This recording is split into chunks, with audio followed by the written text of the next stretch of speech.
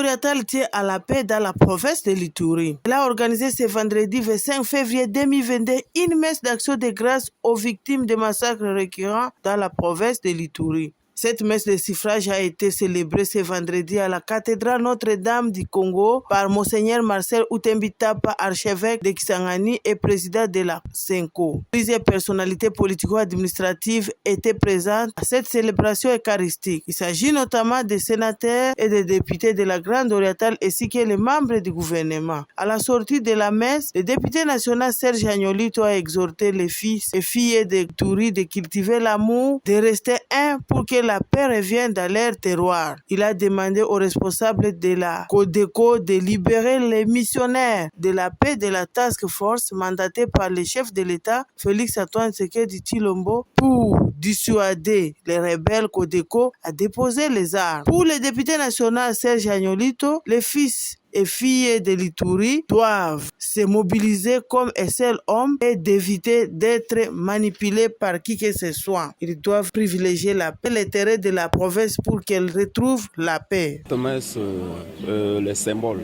de l'unité nationale.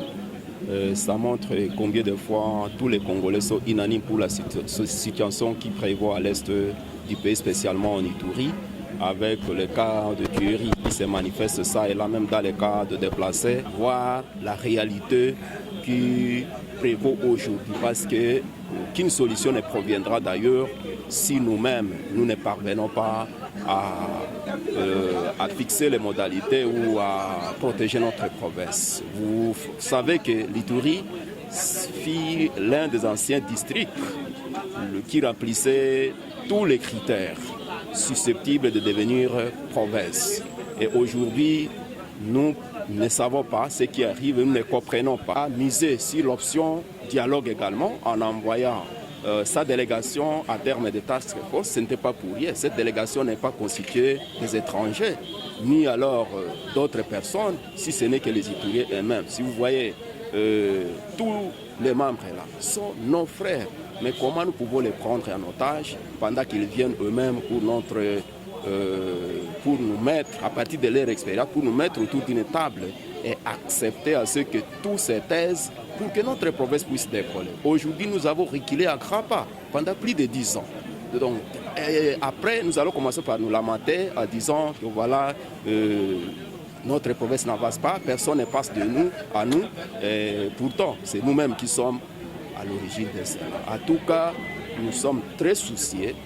Je pense bien que les groupes armés qui œuvrent dans notre province doivent revenir à la raison parce que cette messe est le symbole de Dieu. Dieu, c'est un être suprême. Et aussi parmi eux, je sais qu'il y a des gens qui sont des chrétiens. Il y a des gens qui prient le même Dieu. Ils doivent revenir à la conscience. Ils doivent revenir à la conscience et également savoir que Dieu, quelqu'un, n'est pas quelque chose du bien. Il n'est pas quelque chose du bien. Ils doivent savoir, pour le moment, que nous les Ituriens, l'hypothèse de base que certains ennemis de la nation ont toujours évoqué, c'est le fait que nous nous apprêtions, nous sommes des tribalistes. Ils doivent éviter cette hypothèse-là. Ils doivent l'éviter pour que ça ne puisse pas donner raison à nos ennemis.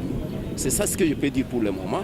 Et pour ce faire, comme la bonne volonté, et s'ils sont réellement, si leurs causes sont nobles, ils doivent éviter de se combattre entre eux. Le premier signe serait de libérer les membres de Task Force. C'est ce que je